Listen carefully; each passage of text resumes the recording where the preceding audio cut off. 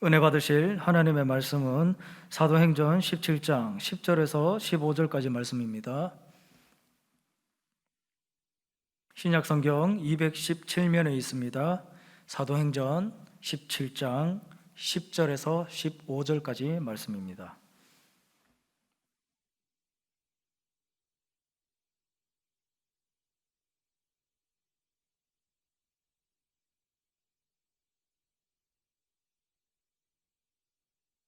함께 합독하시겠습니다. 밤에 형제들이 곧 바울과 실라를 베레아로 보내니 그들이 이르러 유대인의 회당에 들어가니라.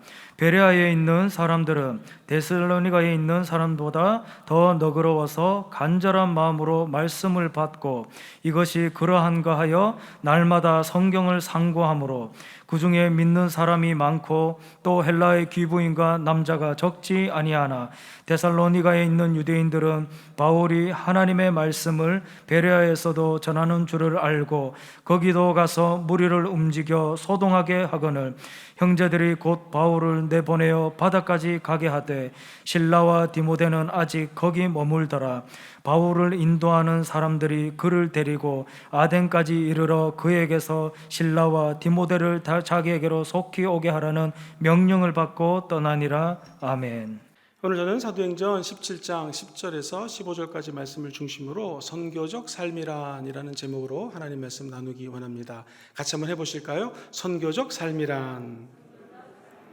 우리들의 꿈에도 소원은 이 땅에서 예수님 증거하다, 예수님처럼 살다가 천국 가는 것이 꿈입니다. 그리고 우리는 선교사는 아니지만 비록 미국, 또 영국, 유럽 내지는 아프리카, 또 동남아시아 이렇게 선교사로 파송되어서 선교 활동을 하는 것은 아니지만 이 땅에서 마치 그 선교사처럼 선교사적 삶을 사는 것을 꿈을 꿉니다. 왜냐하면 땅끝까지 이르러 증인되라는 것이 하나님의 지상 명령이었기 때문에 우리들을 통하여 수많은 영혼들이 예수 믿고 복음을 통하여 구원받는 역사가 일어나게 될 줄 믿습니다. 최초의 선교사, 위대한 목회자, 또 가장 존경하는 영적인 스승이었던 이 사도 바울은 1차 세계 전도 여행을 마치고 이제 2차 세계의 전도를 떠납니다. 그리스 쪽을 중심으로 해안을 따라 복음을 전하는데요. 우리가 잘 알고 있는 데살로니라든가 에베소, 그리고 빌립보, 아테네, 고린도 이런 도시들이 쫙 위치해 있었습니다. 그런데 오늘 베드로가 어떻게 하다가 이제 하나님의 은혜 가운데 베레아라는 곳에서 복음을 전하는데 유독 이 베레아에 있는 성도들을 칭찬을 합니다. 그리고 다른 어떤 도시보다도 하나님의 말씀을 상고하고 말씀 앞에 사로잡혀 있다라고 박수를 보내는 장면이 오늘 성경 말씀입니다. 사실 이 사도 바울은 데살로니가에서 열심히 복음을 전했는데요. 야, 이 복음을 전하는 네가 세상을 혼미하게 하는구나 라고 하면서 깡패 같은 사람들을 동원해가지고 사도 바울을 죽이려고 합니다. 그러니까 밤에 몰래 나와가지고 도망친 도시가 바로 이 베레아입니다. 베레아는 남쪽으로는요 올림푸스 산이 이렇게 만년설이 덮여있는 산이 있고요, 또 그 뒤에는 큰 물이 흐르고 그리고 무엇보다도 평지가 있었기 때문에 사람이 살기에는 환경적으로 아주 좋은 것이었습니다. 그리고 무엇보다도 이 이름 자체가 베레아라는 이름이 대운하 또는 운하라는 뜻을 가지고 있습니다.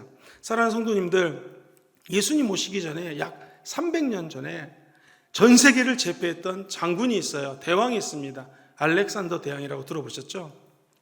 이 알렉산더 대왕의 그 고향이 펠라라고 하는 지역인데 베레아랑 아주 가깝습니다. 옛날에는 왕이 되고 세계를 제패하면 자기 고향은요 요즘 젊은이들 말로 아주 찬란하게 삐까뻔쩍하게 막 만들어놨습니다. 그러니 아마도 그 도시라든가 자연 환경이 탁월했던 도시가 베레아라고 생각이 됩니다. 자, 이곳에 도착을 해서 사도 바울이 여기 있는 사람들에게 칭찬을 막 합니다. 사도 바울은 여러 나라 다녀봤습니다. 여러 사람들 만나봤습니다. 여러 교회 다 가봤습니다. 그런데 왜 유독 이 교회를 축복할까요? 이 베레아 교회는요 많은 복을 받았는데 그 중에 아주 대표적인 복이 인복입니다. 사람 복. 우리가 이 땅을 살아가면서 좋은 사람 만나는 것, 인복이 너무나 중요합니다. 사랑하는 성도님들과 우리 자녀들은 평생 천국 갈 때까지 좋은 만남이 있게 되기를 주의 이름으로 축원합니다. 베레아 사람끼리도 인복이 많았지만 이게 웬일입니까? 헬라의 귀부인들이 와서 예수를 믿고, 원래 이 초대교회 여자 성도들이 오늘날도 그렇지만 많았는데 남자 성도들이 또 구름대처럼 몰려오기 시작합니다. 도대체 이 베레아에 있는 성도들은 어떻게 살았기에 하나님이 칭찬을 하고 어떻게 선교적인 삶을 살았길래 이렇게 많은 열매를 맺을 수 있었을까요? 크게 두 가지를 말씀드리기 원합니다. 베레아 성도님들처럼 선교적인 삶을 살기 원하시는 분들은 아멘 해볼까요? 그러기 위해서는 작은 예수님처럼 예수님을 닮아가야 됩니다. 같이 해보실까요? 작은 예수님처럼 삽니다. 시작. 작은 예수님처럼 삽니다. 자, 예수님처럼 산다는 것은 여러 가지가 있겠지만 너그러운 마음을 갖는 것입니다. 오늘 성경 본문 말씀은 이렇게 시작을 합니다. 11절 같이 한번 앞부분 읽어보겠습니다. 시작. 베레아에 있는 사람들은 데살로니가에 있는 사람들보다 더 어떻게 했어요? 너그러워서. 베레아 교회가 어떤 교회입니까? 라고 물어본다면 한마디로 너그러운 교회입니다. 이 드넓은 대평원이 있고요, 대운하가 있었기 때문에 사람들의 마음이 넓었을 수도 있었습니다. 적어도 온물 안의 개구리처럼 살지는 않았다는 것이죠. 좀 더 깊이 들어가면 이 너그럽다라고 하는 말은 뉴게네스라고 하는 헬라어를 쓰는데, 이 말은 사람이 인품이 좋다, 성격이 좋다, 성품이 고상하다, 좋은 데서 태어났다, 이렇게 표현할 수 있습니다. 다시 말해서 이분들의 마음 씀씀이가 너무나 좋았다라는 거예요. 옛날 성경에는 그래서 더 신사적이었다라고 표현을 하고 있습니다. 베레아 사람들은 돈이 많았기 때문에 마음이 너그러웠을까요? 그렇게 따지자면은 이 바로 복음 전하는데 어려움을 겪었던 데살로니가라고 하는 대도시가 더 돈이 많고 풍족했습니다. 그러나 마음이 너그럽지는 않았습니다. 잘 살기로 따지면, 물질로 따지면 돈이 많다고 해서 마음이 너그럽거나 예수님과 같은 성품이 있는 것 같지는 않습니다. 자, 그렇다면 어떻게 이스라엘의 마음은 넓었을까요? 그것은 그들이 말씀을 받고 예수님을 닮아보고자 하는 믿음이 있었기 때문에 그렇습니다. 남편과 아내가 사랑해서 같이 살게 되면 10년, 20년 지나면 부부가 닮아집니다. 마찬가지로 사랑하는 성도님들, 예수님을 사랑하십니까? 우리 예수님, 신랑 되신 예수님을 닮고 싶은 마음이 있는 것이죠. 이 베레아에 있는 성도들은 다른 사람들보다 마음이 넓었다, 이 말은 예수님을 닮아갔다는 말입니다. 사랑하는 성도님, 모든 분들이 점점 신랑 되시는 예수님을 닮아가시게 되기를 주의 이름으로 축원합니다. 그럼 우리의 마음도 넓어지는 것이죠. 영남대학교에 있는 한 교수님이 우리나라에 있는 전국 대학생들을 대상으로 조사를 했어요. 그랬더니 놀랍게도 우리나라 대학생의 55%가 정신적인 불안 심리 내지는 정신적인 질환을 갖고 있다는 것입니다. 더 놀라운 것은 그중에 30%는 병원에 가서 치료를 받고 입원을 해야 될 정도입니다. 전체 대학생의 10에서 10%는 극심한 불안감이나 병원에 가서 치료를 받아야 된다는 것입니다. 그게 왜 그럴까요? 여러 가지 이유가 있겠지만 그 중에 하나는 우리는 대학 가기 전까지 우리나라 교육은 수없이 많은 경쟁 구도로 공부가 이루어집니다. 그러니까 저 사람과 경쟁을 해서 내가 조금 더 좋은 대학을 가야 되는 것이죠. 마치 100m 달리기를 하면 먼저 도착하는 사람이 좋은 데를 순서대로 들어가기 때문에 이 교육 환경부터 서로 다른 사람들하고 이기고자 하는 이런 비교의식 같은 것들이 생기게 되는 것이죠. 그러다 보니 마음이 피폐해지고요. 요즘 청소년들은 컴퓨터 중독, 스마트폰 중독, 게임 중독, 심지어는 술, 담배, 마약 중독까지 빠지는 이유가 이들의 마음이 청소년 때부터 아주 핍박하다라는 것. 그리고 대학에 들어갔을 때 자유를 느낀다고 술도 담배도 세상으로 빠지다 보면은 오히려 정체성이 혼란이 되고 이런 어려움에 봉착할 수 있다는 것입니다. 사랑하는 성도님들, 어디 대학생들만 그렇겠습니까? 어른들도 마찬가지입니다. 그렇다면 예수 믿는 것이 무슨 축복인가? 예수 믿는 저와 여러분들은요, 우리 마음속에 하나님이 주시는 평강이 자리 잡게 되어 있다는 것이죠. 사랑하는 성도님들, 혹시 예수님 증거하실 때 마음이 악한 사람들 복음 받아들이기가 쉽든가요? 여간 쉽지 않습니다. 마음이 부드럽고 착한 사람들은 복음을 금방 받아들이는 것을 보게 됩니다. 예수 믿는 사람들은 세상 사람들보다 더 마음이 너그럽고 신사적이고 예수님과 같은 향기를 드러내야 된다는 것이죠. 이 베레아에 있는 성도들의 특징은 무엇이었는가? 예수님을 닮아갔는데 그들의 마음이 넓었다라는 것입니다. 즉 그 마음속에 다른 사람들을 이해하는 마음이 있었고요, 용서하는 마음이 있었다라는 것이죠. 그럴 때에 하나님의 역사가 일어나게 될 줄 믿습니다. 예수님을 닮는다라고 하는 것은 또 다른 의미에서 뜨거운 열정이 있는 것입니다. 사랑하는 성도님들, 오늘 본문 말씀에는 이 뜨거운 열정을 이렇게 묘사를 합니다. 우리 11절 다시 한번 읽어보겠습니다. 시작. 베레아에 있는 사람들은 데살로니가에 있는 사람들보다 간절한 마음으로 말씀을 받고, 자, 수도할까요? 어떤 마음으로 말씀을 받았다고요? 간절한 마음. 도대체 간절한 마음은 어떤 뜻이냐? 프로티미아라고 하는 단어를 쓰는데 원어로는요, 이 말은 준비가 되어 있다라는 거예요. 말씀을 들을 때에 열의가 있다. 한마디로 얘기하면 이 베레아에 있는 성도들은 말씀 들을 때 열정이 있었다라는 거예요. 우리 순복음 금정교회 성도님처럼 말씀을 선포할 때 아멘, 아멘으로 받았다라는 것이죠. 우리가 이게 하나님 말씀을 아멘, 아멘으로 받는 것이 왜 중요한가요? 이 유대 민족들이 모여있는 회당에서 말씀을 전할 때에 사실 사도 바울은 전후 앞뒤를 계산해 봤을 때는요, 이 반발이 예상이 됐습니다. 데살로니가 전서에서, 데살로니에 있는 교회에서도 이런 일이 벌어졌으니 아마 사람들이 내 말씀을 잘 받지 않을 거야 라고 생각했어요. 그런데 이게 웬일입니까? 항상 사람은 나쁜 일이 터지다가도 언젠가는 좋은 일이 생깁니다. 할렐루야! 말씀을 전하는데요, 성도들이 아멘, 아멘으로 막 화답을 하더라는 건 얼마나 힘이 났겠습니까? 이 말씀 전하는 자들은 막 화답을 하고 열정적으로 말씀을 받으면 함께 그 열정이 설교자에게 옮겨지게 되거든요. 이 말씀을 열정적으로 받는 사람들은요, 결국 예수님을 닮아가게 됩니다. 왜 그럴까요? 예수님이 말씀이세요. 예수님은 태초부터 계셨고 말씀으로 천지를 창조하셨습니다. 그러므로 말씀을 받는다는 것은 곧 예수님을 받아들이는 거예요. 할렐루야!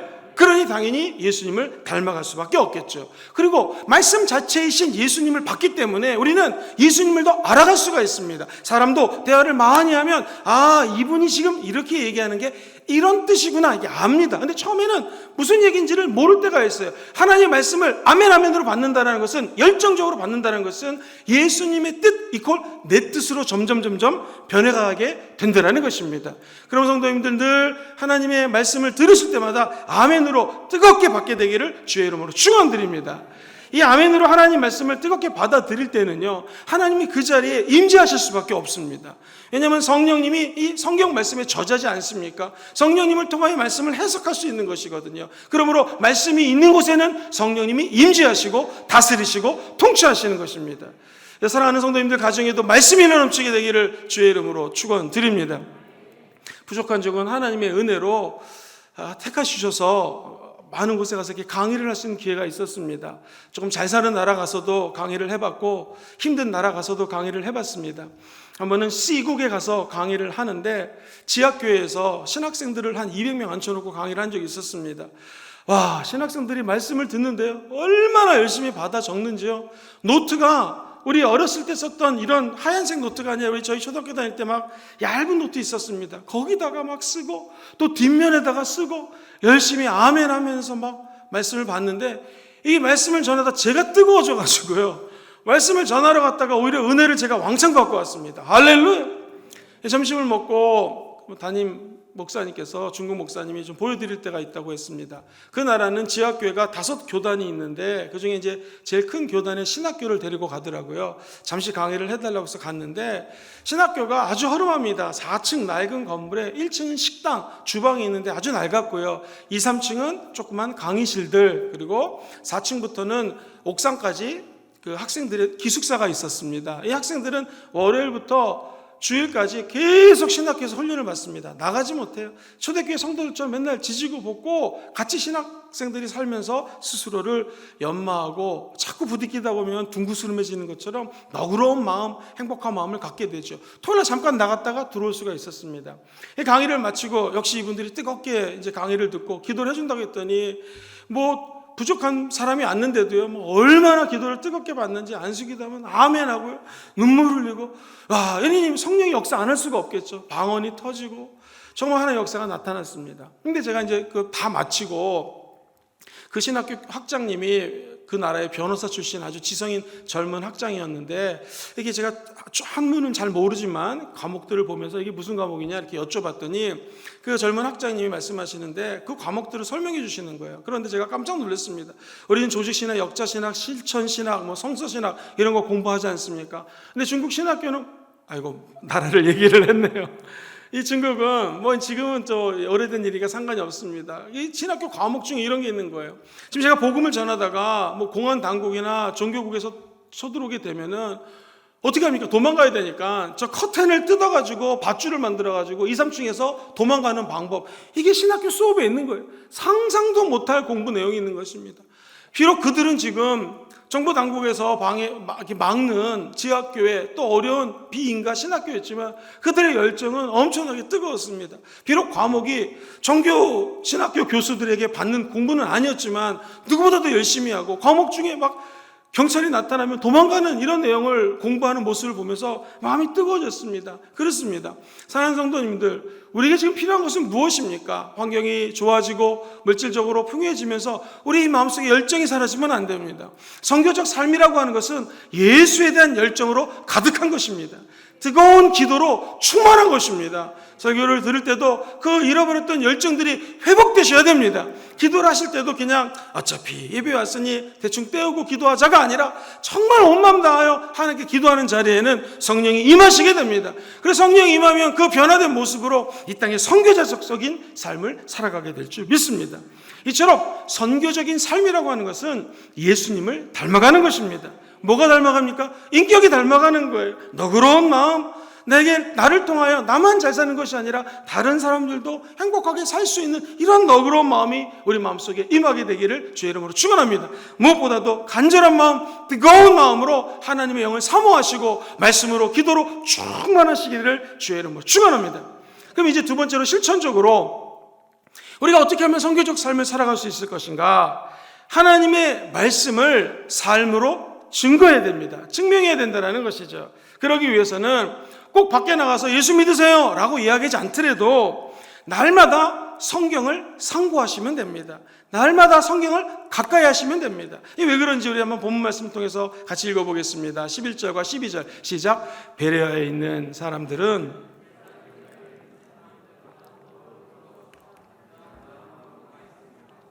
이것이 그러한가 하여 날마다 성경을 어떻게 했어요? 상고함으로. 자, 이분들은 그냥 말씀을 받고 성경을 상고했는데 12절에 어떤 일이 벌어질까요? 시작. 그 중에 믿는 사람이 많고 또 헬라에 귀부인과 남자가 적지 아니하니.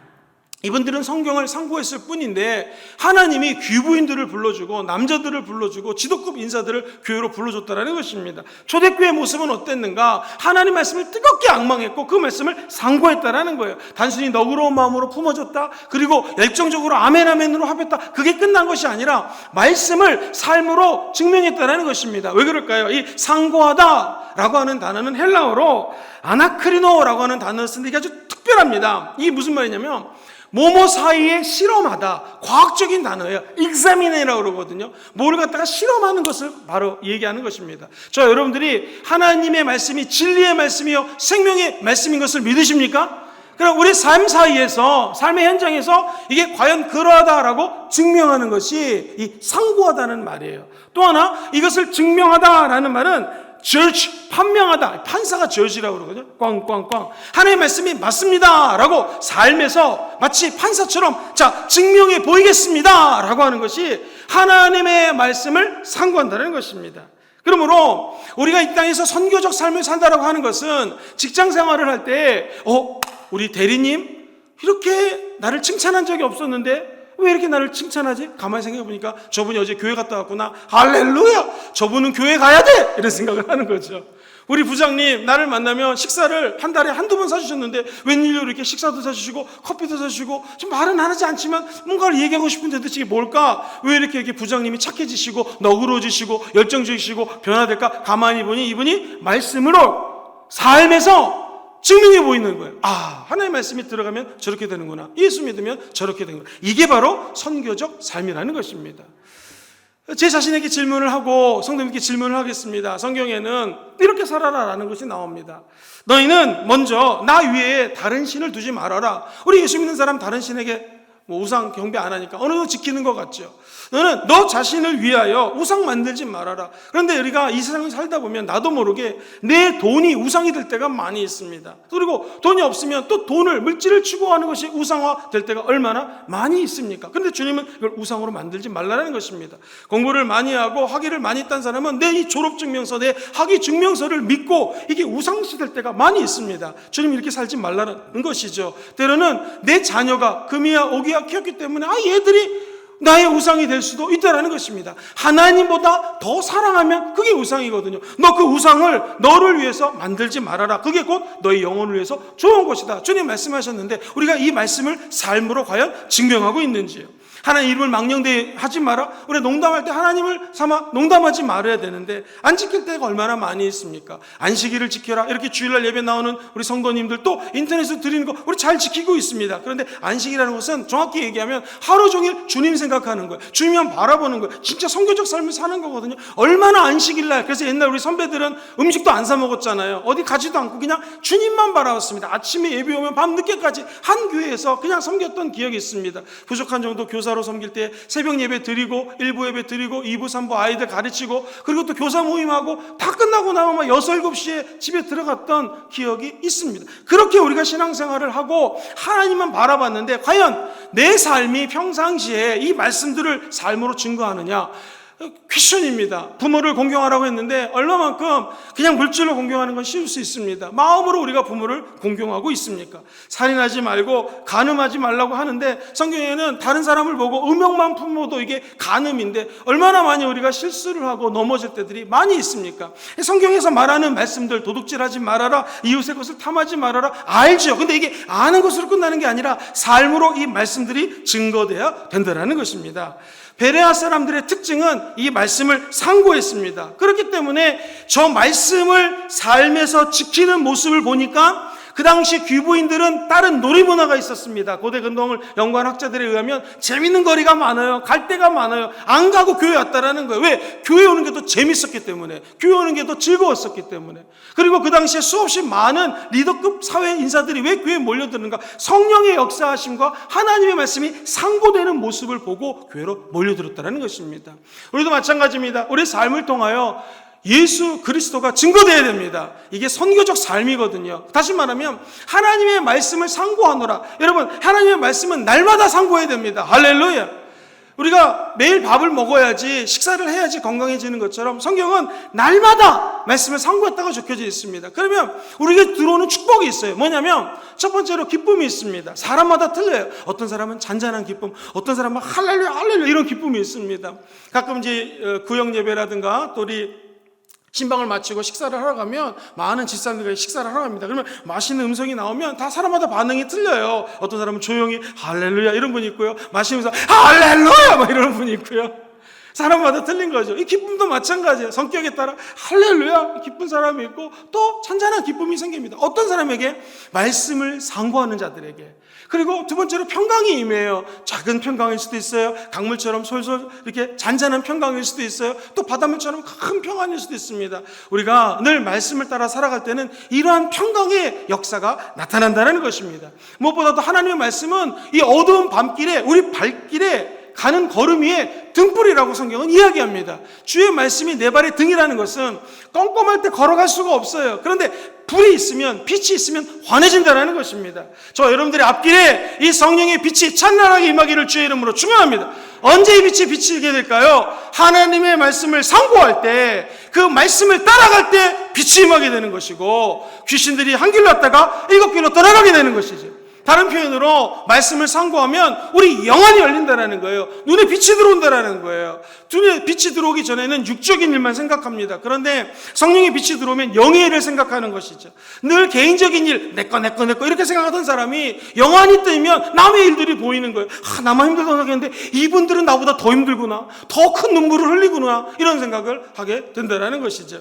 그리고 영안이 열리면 맨날 현세 지금 그런데 영안이 열리게 되면 이제 내세를 바라보고 영원한 인생을 꿈꾸게 된다는 것입니다.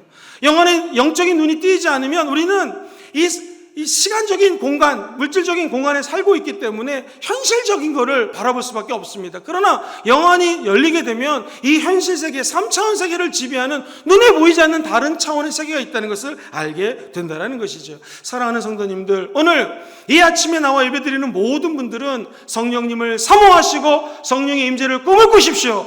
무엇보다도 성령이 임재하여 말씀을 다 받게 되기를 주의 이름으로 축복합니다. 그 말씀을 상고하고 삶으로 그 말씀을 증명하고자 할 때에 저와 여러분들이 선교적인 삶을 살아가게 될 줄 믿습니다. 아간이라고 하는 성경에 나오는 등장인물은 하나님의 사람들을 많이 봤습니다. 그러나 그는 물질에만 초점을 맞추게 되었고 나중에는 패가 망신을 하게 되는 것이죠. 문제는 아간 때문에 온 나라 백성들이 어려움에 처하게 되는 것입니다. 삼손은 정욕적인 눈에 포커스를 맞췄습니다. 그러자 어려운 문제가 그 나라 전체에 임했다라는 것이죠. 권력자 왕 사울 왕은 이 권세욕만이 너무나 충만했습니다. 그러자 결국에는 그의 죽음과 그의 가정은 결국에는 힘든 것을 체험하게 되었다라는 것입니다. 저 여기 계신 모든 분들은 우리 영적인 눈이 열려서 하나님의 말씀을 주목하고 그 말씀대로 살아가고 말씀을 따라가살 때 하나님 주시는 기쁨을 맛보시기를 주의 이름으로 축원합니다. 날마다 평화로우시기를 주의 이름으로 축원합니다. 신령한 영안이 열려서 빛을 바라보고 그 빛으로 말씀을 읽을 때마다 깨닫게 되시기를 주의 이름으로 축원합니다. 유명한 성서학사 리처드 박스터라는 목사님이 이렇게 말씀을 해요. 영어를 번역하니 반말처럼 느껴지는데 제가 존댓말로 좀 번역해서 말씀드립니다. 여러분 중에 성급한 사람이 계십니까? 조용히 앉아서 욥이라고 하는 성도와 함께 교제해 보십시오. 욥기를 읽어보세요. 완고한 사람이 계십니까? 베드로와 모세의 기사를 성경에서 자세히 읽어보십시오. 마음이 유약한 사람이 있으세요? 엘리야를 만나서 엘리야의 스토리를 읽어보세요. 마음에 노래가 없는 사람이 있습니까? 다윗에게 들어보십시오. 수많은 시편 기자의 다윗을 통하여 불렀던 노래들을 한번 불러보십시오. 정치가가 있습니까? 다니엘서를 읽으십시오. 실망과 암흑에 빠진 사람이 있으세요? 이사야서를 읽으십시오. 마음이 차가워진 분이 계십니까? 사랑의 사도 요한의 글을 가까이 하십시오. 신앙이 엷어진 분이 계십니까? 바울을, 오늘 이 말씀을 주제가 되는 바울을 한번 생각해 보십시오. 안일한 자리에 앉아있는 분이 계십니까? 야고보서 한번 읽어보세요. 장차 소망을 잃은 분이 계십니까? 요한계시록에서 약속의 땅을 받기를 주의 이름으로 축원드립니다.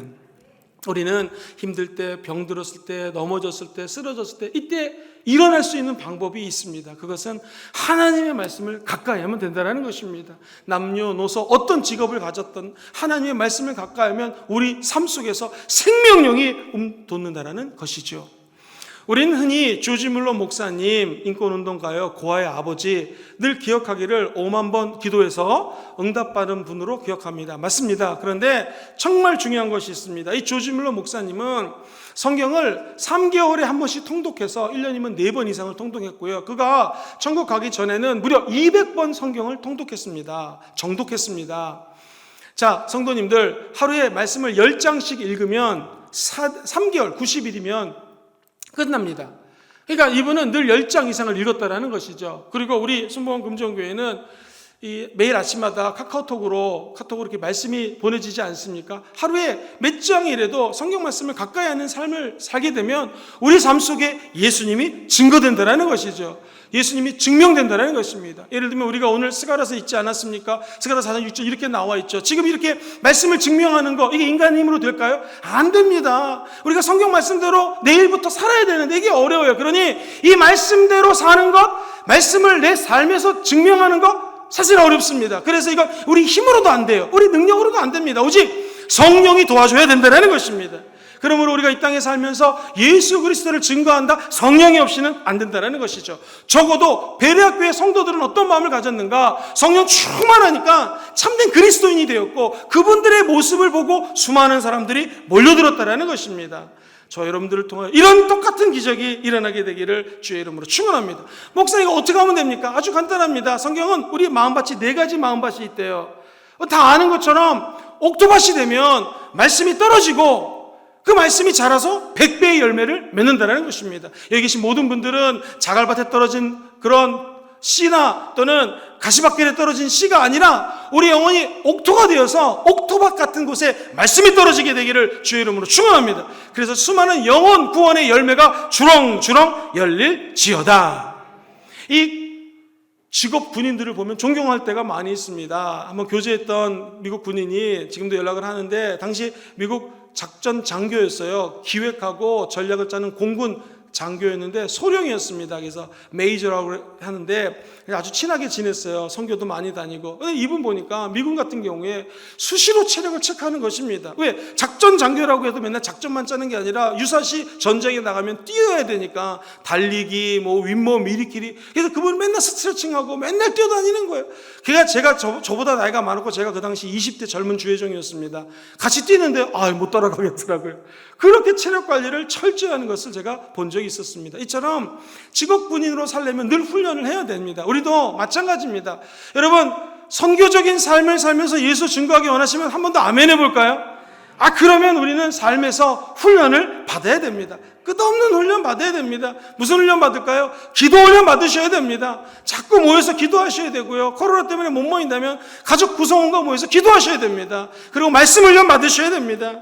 오늘 하나님 주신 말씀은 무엇입니까? 이 땅에서 예수 그리스도를 증거하고 예수님을 따라 산다는 것은 그냥 가슴으로만 믿는 것이 아닙니다. 머리로만 믿는 것이 아닙니다. 예수 믿는 것은 손으로 믿는 거예요. 예수 믿는다는 것은 발로 믿는 거예요. 예수 믿는 것은 몸으로 증거하는 것입니다. 이처럼 삶에서 마치 선교사처럼 사는 것, 이것을 우리는 선교적 삶이라고 그래요. 좀 더 원론적으로 얘기를 하면 모든 목사님들의 꿈은 뭐냐면 초대교회로 돌아가는 게 꿈입니다. 초대교회로 돌아가자. 무슨 말입니까? 본질로 돌아가자는 것입니다. 이 본질로 돌아가는 건 뭐예요? 우리 삶에서 성령이 임해야 됩니다. 성령이 언제 임합니까? 기도할 때 임합니다. 할렐루야. 말씀 보시고 말씀 묵상하시고 암송하시고 말씀대로 살 때 성령 임합니다. 할렐루야.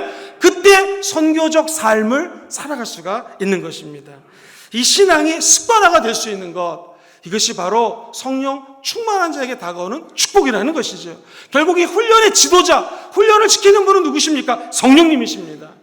성령 하나님으로부터 여러분 귀한 훈련 받으셔서 이 땅에 예수 그리스도를 끝까지 증거하는 귀한 분들이 되기를 주의 이름으로 축원드립니다. 얼마 전 Job Korea라고 하는 단체에서 우리나라를 있는 많은 분들을 조사를 했습니다. 고쳐야 될 삶의 문제가 무엇입니까? 당신의 고칠 점은 무엇입니까? 했을 때에 제 1위가 뭐였을까요? 게으름으로 나왔습니다. 게으름. 우리 중세 때도 역사를 보면은요, 중세 수도사들이 수도를 할 때 제거해야 될 7가지 악이 있어요. 미움, 시기, 질투. 근데 이 악 중에 하나가 바로 뭐냐면 게으름입니다. 저는 코로나19를 맞이하여 가장 우려가 되는 것은 우리 성도님들이 코로나 전에는 교회 나오는 거예요. 가까운 분은 한 1시간 전에 준비하고 먼 분은 3-4시간 전에 준비를 해야 돼요. 해운대 교회에 있는 한 성도님은요, 여기 오는데 남편이 안 태워다 주면 2시간이 걸리는 거예요. 그러니까 4시간 전부터 준비를 해가지고 예배 1시간 반 드리고 또 집에 가면 하루가 다 가는 거예요. 그런데도 막 아멘 너무나 기뻐하시면서 교회를 나오는 거예요. 근데 코로나 시기 때 집에서 예배를 드리니 어떤 분들은 예배 드릴 때 그냥 일어나갖고 예배 드려야지 딱 그냥 파자마 바람으로 키고, 그러다가 이제 목사님 설교할 때 좀 졸립네 눕기도 하고. 왜냐하면 사람은 쓰면 앉고 싶고 앉으면 눕고 싶고 누우면 자고 싶잖아요. 이제 말씀이 끝났어요. 할렐루야. 이제 제대로 자자 이렇게 주무시는 분도 계시고, 주여 삼차고 기도합시다 그러면 주여 하고 주님 아시죠? 그리고 주무시는 분도 계시고, 축도 받고 집에 돌아가야 되는데 축도 끝나기 전에 야 밥 먹자 이런 집안도 있다고 하고요. 사랑하는 성도님들, 우리 마음속에 이 하나님 닮아가고 예수님 닮아가는 거 게으르지면 안 됩니다. 혹시 집에서 예배를 드려도 정말 교회 나올 때 비싸지 않더라도 깨끗한 옷 입고 나오는 것처럼 정갈한 옷 입으시고 마치 교회에서 예배 드리는 것처럼 온 마음 다하여 말씀, 이 베레아교회 성도처럼 아멘 아멘으로 받으시고 뜨겁게 기도할 때 성령이 그 가운데 임하게 될 줄 믿습니다. 저는 이 베레아교회 성도들을 왜 존경하냐면, 이 전승에 의하면 바울이 베레아교회에 파송한 주의종이 있는데 초대 감독이거든요. 오늘날로 치면은 담회장님, 담임 목사님이라고 볼 수 있을 것 같습니다. 이 빌레몬서에 나오는 오네시모였어요. 여러분, 이 오네시모가 누군지 혹시 아세요? 이거는 빌레몬의 몸종이에요. 노예예요. 이 오네시모라고 하는 사람은 헬라어로는 둘로스라는 단어를 쓰는데 노예예요. 의사 결정권도 없고 소유권도 없어요. 완전히 기계 같은 사람이었습니다. 그 당시 종은 그야말로 노예처럼 일했는데 이 노예가 손버릇이 안 좋았나 봐요. 근데 사도 바울이 어떻게 말씀이 들어가자 이 오네시모가 변화가 되었습니다. 할렐루야. 그리고 성경에 보면 내 영적으로 낳은 아들이라 라고 오네시모를 변화된 모습을 축복하면서 빌레몬에게 편지를 쓴 것이 빌레몬서입니다. 이 사도 바울이 이 오네시모를 송했다라는 거예요. 오네시모라는 사람의 이름의 뜻은 유익한 자거든요. 그러면 여기는 귀부인들도 많고 세상 말로 잘 나가는 사람들이 많은데 이 남의 물건을 훔치고 이런 사람이 담임 목사로 온 거예요. 그럼 무시하지 않겠습니까? 그러나 그들은 너그러웠다라는 거예요. 그 담임 목사까지도 품고 함께 기도하고 함께 하나님께 예배 드릴 때 오늘 베레아 교회는 하나님께 칭찬받는 교회로 변화받은 줄 믿습니다. 우리도 마찬가지입니다. 우리가 다 부족하고 연약하지만 우리가 서로를 너그럽게 여기고 서로를 사랑하고 오직 말씀을 상고함으로 훈련을 받는다면 우리 교회를 통하여 이 찬란했던 제2의 베레아 교회가 다시 꿈꿔지게 될 줄 믿습니다. 우리를 하나님께서는 지켜보고 계시다라는 것이죠. 하나님은 언제나, 하나님의 나라는 언제나 훈련된 성도들을 통하여, 헌신을 통하여 확장된다라는 것입니다. 한번 생각해 보십시오. 복음을 증거하는 발걸음이 아름답다고 그랬는데 이 베레아에 있는 성도들은 열심히 예수를 믿다가 결국에는 다 구원을 받았습니다. 그 중에 이제 나중에 나오겠지만 사도행전 20장에 가면 사도 바울이 복음을 다 증거하고 다시 아시아로 돌아옵니다. 그때 한 성도 이름이 기록되어 있는데 베레아 사람 소바더라고 하는 사람이 기록이 되어 있습니다. 이 소바더는 아마도 이때에 사도 바울과 함께 신앙생활하면서 변화받고 선교에 동참했던 것입니다. 그리고 저벅저벅 그 당시엔 자동차가 없으니까요, 걸어서 선교를 하면서 저 푸른 창공을 보면서 하나님의 자녀, 이 제자들이 사는 삶이 이런 거구나, 선교적 삶을 사는 것은 이런 거구나 라고 깨달았을 것입니다.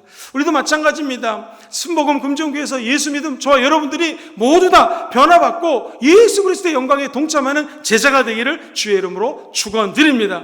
어떻게 될 수 있을까요? 베레아 교인들은 초대교인으로서 선교적 삶을 살았습니다.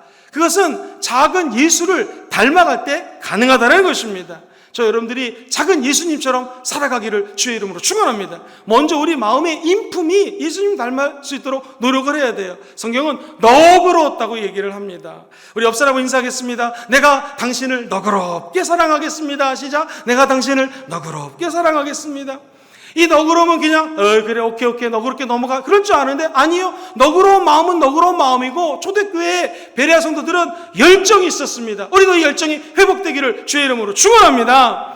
두 번째, 이 베레아 교회 성도들은요 삶에서 하나님의 말씀을 삶으로 증명을 했어요. 그들은 딴거하지 않았습니다. 한번 같이 해보실까요? 날마다 성경을 상고했습니다. 하나님의 말씀 읽고 듣고 묵상하고 기도했다라는 것이죠. 그리고 그 말씀대로 살자 기적이 일어났습니다. 수많은 사람들이 그 교회로 몰려들었다라는 것이죠. 우리 교회도 제2의 베레아 교회가 되어서 동서사방팔방에서 구름대처럼 이런 영혼들이 몰려들게 될 줄 믿습니다. 끝으로 이렇게 되기 원하시는 분들은 아멘 해보실까요? 이런 교회가 되길 꿈꾸시는 분들은 한 번 더 아멘 해볼까요? 그럼 우리는 훈련을 받아야 됩니다. 훈련의 주관자, 훈련의 리더는 성령님인 줄 믿습니다. 그러므로 평생 예배훈련, 말씀, 기도, 예수 십자가를 향한 뜨거운 악망의 열정이 회복되시고 늘 하나님과 교통하심으로 선교적 삶을 살아가는 하나님의 귀한 일꾼 되시기를 주의 이름으로 축원드립니다.